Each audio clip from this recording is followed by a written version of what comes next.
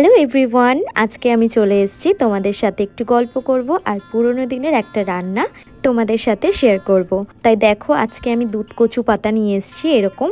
আর এই পাতাগুলো কিন্তু বেশ বড় সাইজের হয়ে থাকে। আর এটা চেনার উপায় হলো, এই পাতাগুলো কিন্তু একটু সাদা সাদা মতো দেখতে হয়। আর এই যে পাতার উপরে যে ডাঁটাটা থাকে, সেটা কিন্তু আমাদেরকে বাদ দিয়ে কিন্তু রান্নাটা করতে হবে।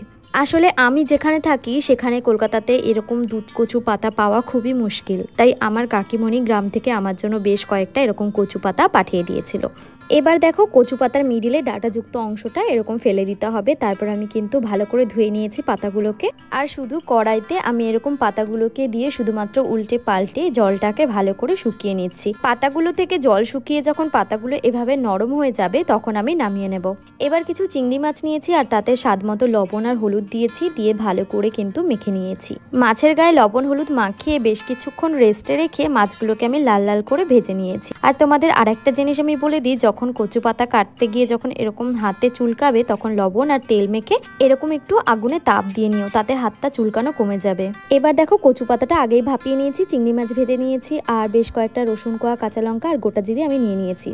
কড়াইতে এবার তেল গরম করে আমি দিয়ে দিচ্ছি রসুন কোয়াগুলোকে। এবার বেশ কিছুক্ষণ একটু সময় নিয়ে লাল লাল করে ভেজে নেওয়ার পর আমি এখানে দিয়ে দেব জিরে। গোটা জিরেটাই আমি এখানে দিয়ে দিচ্ছি তেলের মধ্যে, দিয়ে বেশ কিছুক্ষণ নেড়ে চেড়ে আমি কিন্তু এই মশলাটা নামিয়ে নেব। এরপর একটা মিক্সিং বলে আমি এই ভাপিয়ে রাখা কচু পাতাটা দিয়ে দিচ্ছি, একে একে সমস্তটাই দিয়ে দেব। আর এখানে ভেজে রাখা রসুন আর জিরেটা যেটা ভেজে রেখেছিলাম আগে, সেটাই কিন্তু এখানে দিয়ে দিলাম।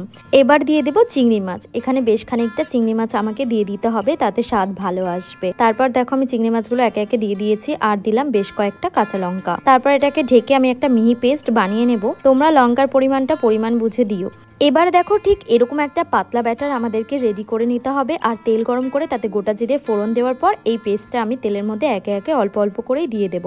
আমি প্রথমে অল্প অল্প করে দিচ্ছি, তার কারণ গায়ে যাতে তেল না ছিটে আসে। এইভাবেই তোমরা কিন্তু অল্প অল্প করে তেলের মধ্যে ভালো করে মিশ্রণটাকে মিশিয়ে নিও। ভালো করে তেলের সাথে আমি মিশিয়ে নিচ্ছি যেভাবে। তারপরে কিন্তু দিতে হবে স্বাদ মতো লবণ আর দিয়ে দিতে হবে পরিমাণ মতো হলুদ গুঁড়ো। এবার লবণ আর হলুদের পরিমাণটা ঠিকঠাক দেওয়ার পর ভালোভাবে কিন্তু মিশ্রণটাকে মিশিয়ে নিতে হবে। এইভাবে অনবরত নাড়তে নাড়তেই কিন্তু মিশ্রণটা মিশে যাবে।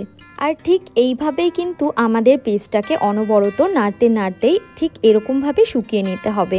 যখন আমাদের এই পেস্টটা এরকমভাবে শুকিয়ে আসবে, তখন কিন্তু আমাদের বুঝে নিতে হবে এই কচু পাতা বাটা আমাদের রেডি হয়ে গেছে। দেখুন, আমি কিন্তু নামিয়ে নিয়েছি। এবার শুধু গরম গরম ভাতের সাথে খাওয়ার পালা।